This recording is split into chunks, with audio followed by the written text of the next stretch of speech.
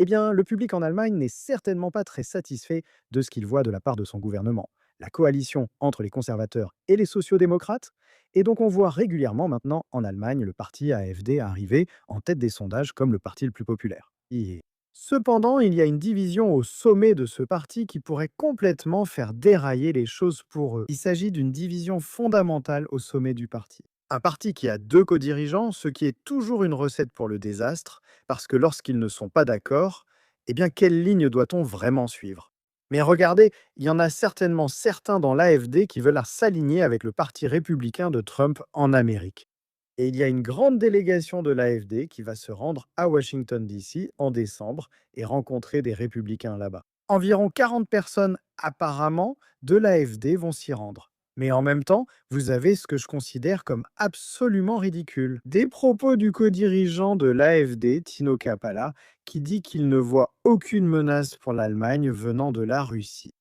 Il a affirmé que tout pays peut menacer l'Allemagne, et pour une raison inconnue, il a cité la Pologne comme pouvant aussi être une menace. Là aussi, il semble qu'un voyage de l'AfD en Russie soit prévu, ce qui suscite des accusations de trahison.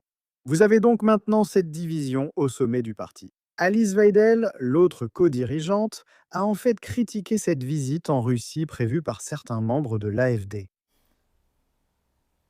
Elle est clairement contre cela, ne veut pas que cela se produise et semble avoir une vision complètement différente des choses par rapport à son co-dirigeant.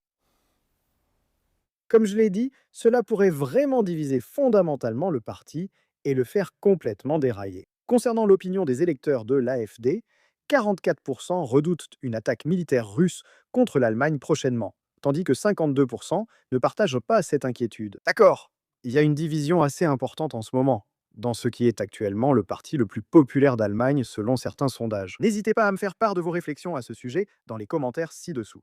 Merci de mettre un petit pouce bleu à cette vidéo, et comme toujours, merci de regarder.